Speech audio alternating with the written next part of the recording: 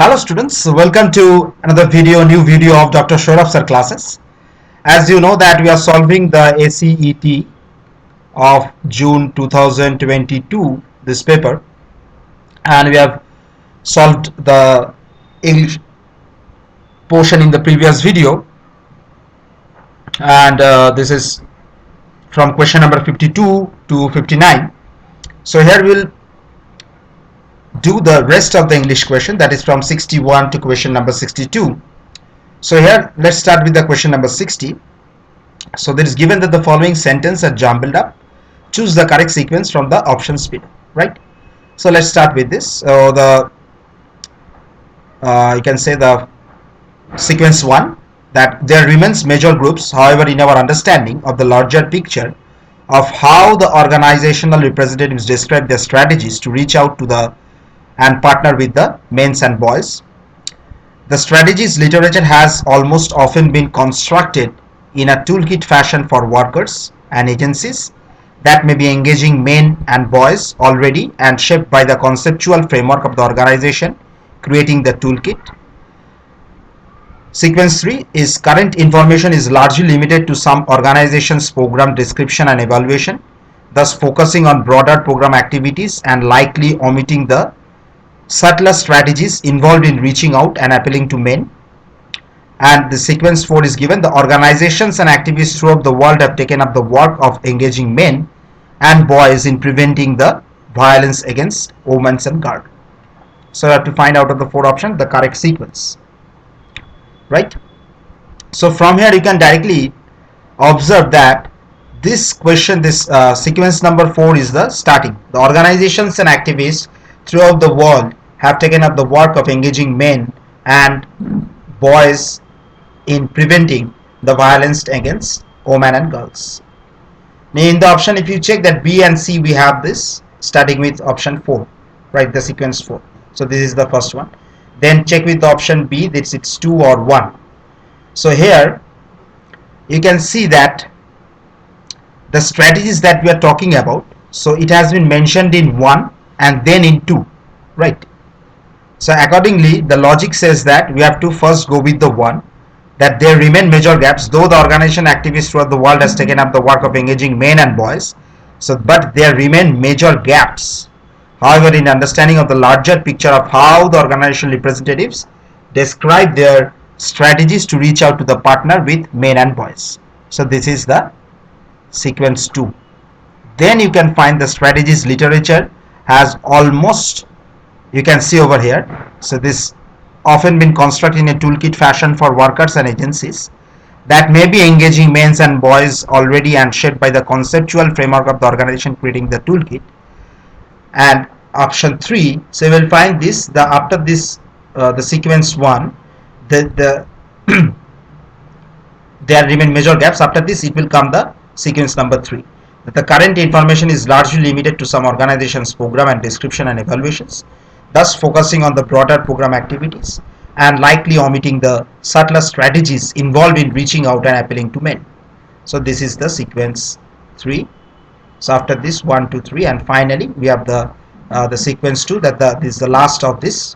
The correct sequence is the last is the strategies literature has almost also most often been constructed in a toolkit fashion for worker and agencies that may be engaging men and boys already and shaped by the conceptual framework of the organization creating the toolkit. So this is the 4. So the correct sequence is option C. Okay, 4, 1, 3, 2. Okay, so this is 4, 1, 3, 2, right? Let's move to the next question, question number 61.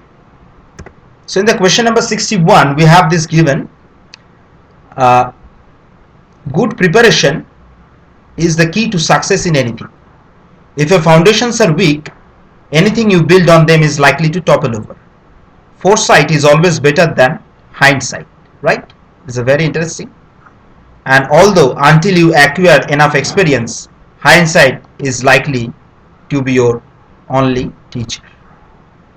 So which of the statements can be inferred from the above passage? So we have to write the inference.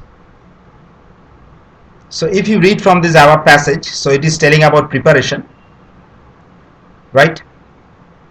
And also your success, telling about success, and it's focusing on, or its main thing is the foresight and the hindsight, right? So if you read the last line, so in any paragraph when you go, there is a trick, that the thing is that if you want to conclude something, so you just follow the last few lines of the paragraph, what it is concentrating over. So that is usually the conclusion or inference.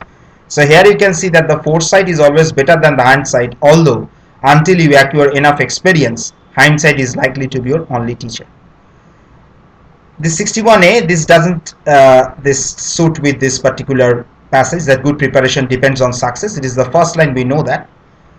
Option B is a foresight is a substitute for experience. You cannot say that directly.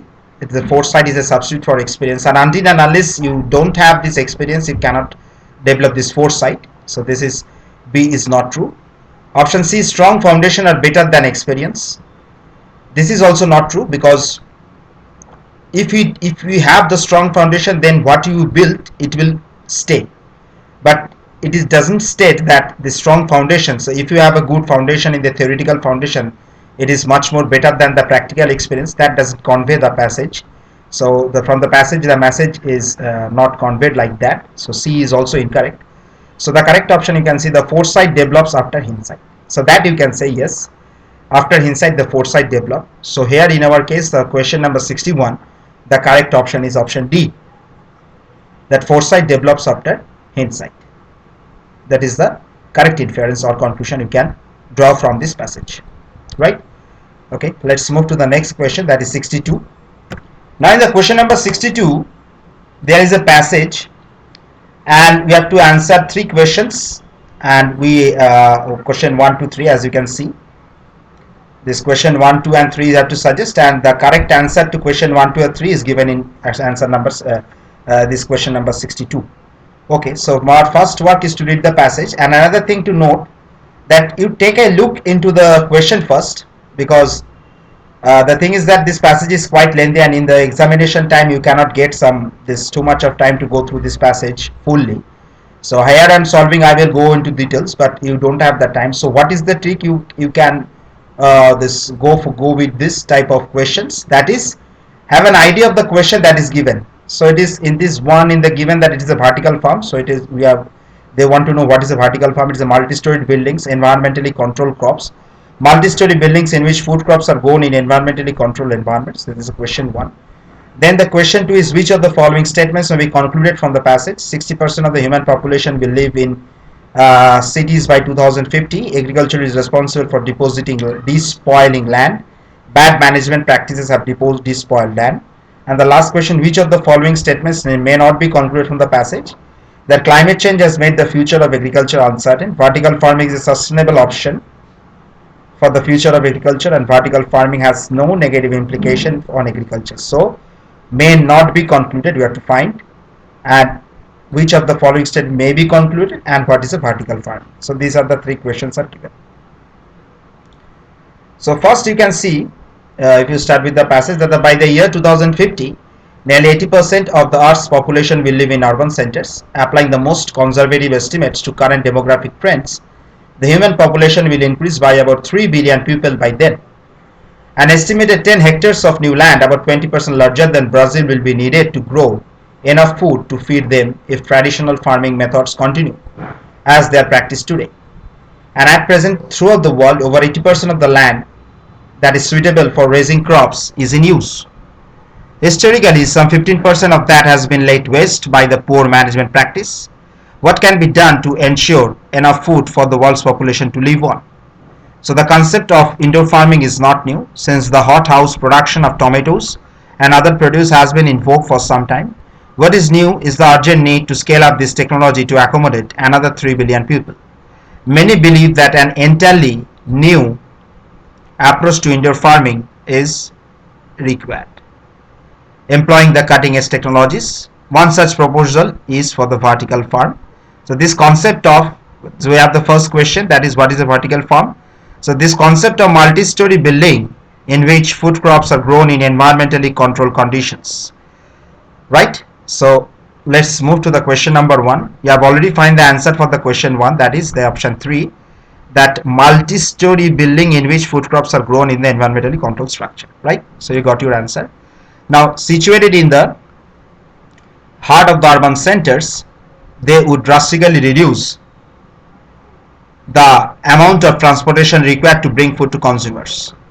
Vertical farms would need to be efficient, cheap to construct, and safe to operate. If successfully implemented, proponents claim vertical farms offer the promise of urban renewal, sustainable production of a safe and varied food supply through year-round production of all crops, and the eventual repair of ecosystems that have been sacrificed for horizontal farmings. So in the second question, which may be concluded and which may not be concluded in the third question. So let us move. Conclusion will always remain in the, as I mentioned in the last part of this paragraph. So it took humans 10,000 years to learn how to grow most of the crops we now take for granted. Along the way, we despoiled most of the land we worked on, often turning out verdant, natural ecozones into the semi-arid deserts. Within that time, within that same time frame, we evolved into a urban species in which 60% of the human population now lives vertically in cities. This means that for the majority, we humans have shelter from the elements, yet we subject our food-bearing plants to the rigors of the great outdoors and can do no more than hope for a good weather year. However, more often than not now, due to a rapid changing climate, this is not what happens. Massive floods, long droughts, hurricanes, and severe monsoons take their toll each year and destroying millions of tons of valuable crops. So from here you can easily see that what can be concluded. The 60% of the human population will live in cities by 2050. That is not the correct one. Agriculture is responsible for despoiling land. So that is the correct option, because from the last few this paragraph, from the last few lines, that we have got this idea that if you read this, this means that for majority we humans have shelter from the elements, yet we subject our food bearing plants to the rigors of the great outdoors and can do no more than hope for a good weather year. Okay, so we can conclude that from here that this can be concluded that the agriculture is responsible for despoiling land. So that can be concluded. And the last option, which of the following statement may not be concluded? The climate change has made the future of agriculture uncertain. No. Vertical farming is a sustainable option for the future of agriculture. Yeah, that can be concluded. That you cannot say that cannot be concluded because vertical farming is mentioned. And vertical farming has no negative implication on the agriculture. So this you cannot conclude it conformly. That's vertical farming has no negative implications on agriculture. So our correct option is option for question number 3 is 3. So now if we check with the question number 62, so it is quite easy to understand, so which one is the correct option. So if we check with the options, so for question 1 it is 3, 2 is 2 and 3 is 3. So we have the correct option for question 62 is A. So with this we are completing the English section. So we have the last section left with us, that is up to this from question number 63 to 70, that is the logical reasoning. And in the next 1 or 2, maybe 3 videos, we will try to complete this particular section of the logical reasoning. So see you in the next video with this next section with question number 63 and starting with logical reasoning. Thank you.